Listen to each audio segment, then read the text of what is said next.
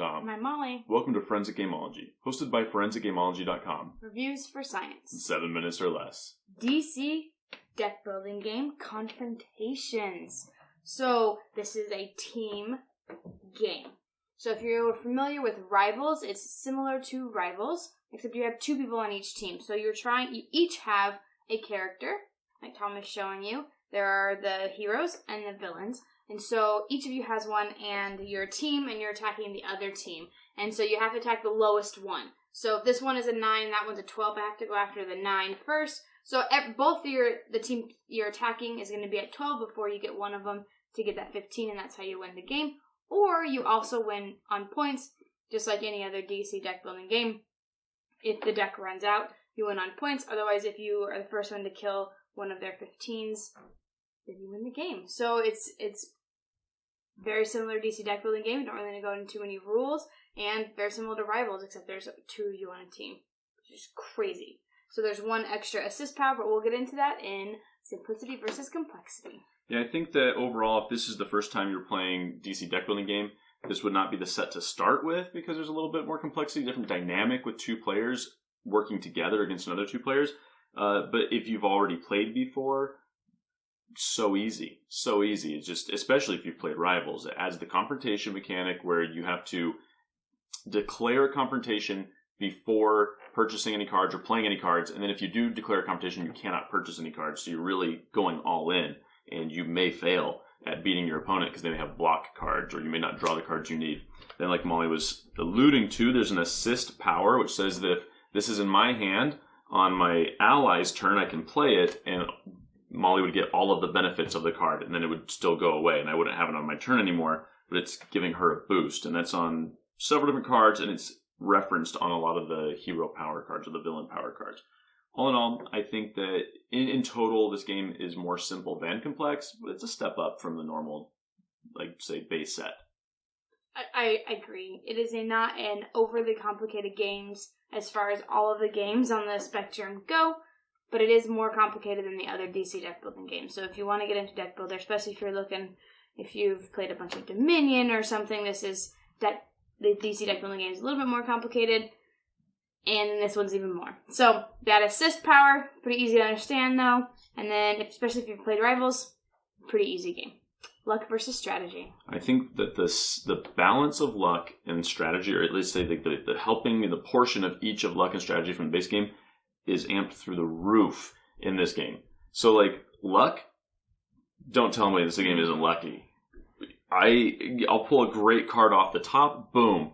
It's you could still win, but you're not gonna. You could, like it's still a possibility in an infinite number of universes that you could win, but no, you're not going to. I'm going to win. And it was just lucky that I got this excellent hand of cards. You're not going to. Whereas the skill is there, the strategy is there because it's how you string it together. I mean, I'm speaking in hyperbole about like one card winning the game, but there are some amazing cards in this set. If you grab those, you're gonna be hard pressed. Your opponent's gonna be hard pressed to beat you. And that's the thing, though. There's just simply choosing which of these characters you're going to play has so much skill and so much strategy involved in how you're going to play to that power. All of these characters, for instance, Ocean Master helps the more cards you have of lower cost in your deck. And so it encourages you to buy fewer lower cost cards because it says at the end of your turn, if you bought or gained 2 or more cards this turn, you may destroy a card you played this turn. So that's pretty good. But then later on, it helps you for all the cards that cost 3 or less or cost 2, 3, or 4 that you've played. So in purchasing those lower cost cards to drive your destruction engine, it gets better as you go. And so just playing to that strategy, I just think both of them go up to 11 in this. So I think that the luck is similar from all the DCs. Tom, the last time we played, he had a power where if he bought one card, he could gain a card of equal or less value of the same type. And he got a 5. He'd get 2 5s off the bat, or a 5 and a 4. It had to be less, not equal. So he got a 5 and a 4, or 7 and a 5. And so it was just crazy. So lucky. It was so lucky that those were out there in the mix. Oh yeah. At the same time, I think so I think luck is the same across all DCs, but there's quite a bit of it. But I think that the strategy is really cool when you come to that team dynamic.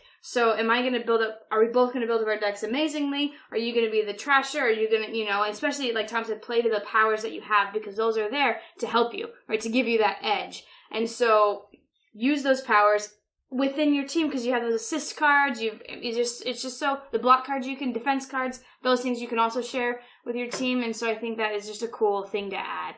The fun versus boring.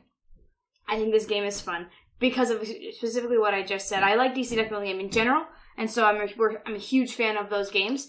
And this one is no exception. And I love the team dynamic of having to help each other in. Or whatever you do with your team, how you do this, I'll focus on this, or whatever it is. I really enjoy it. So, base DC, I love it. The DC with the Confrontations, Rivals, just makes it even better, and this makes it even better. If you enjoy either of those first systems, the base set or Rivals, this is an insta-back for me. Like, I could not wait. When I heard this was coming out, I was like, I'm on board. Buying it sight unseen. I love this, and I definitely love the dynamic of team play. I like that in any game. I really enjoy it. It's not cooperative, but where it's team versus team, where you can win against another, not an AI, but a thinking person, and this definitely brings it in. I super enjoy it. Board Game Geek rating system, 10 out of 10. Yeah, I'd give this a 10 out of 10. It takes a little bit longer. We didn't mention that than the others. That's true. But that doesn't bother you? Great. DC deck building game Confrontations. We presented the evidence. You be the judge.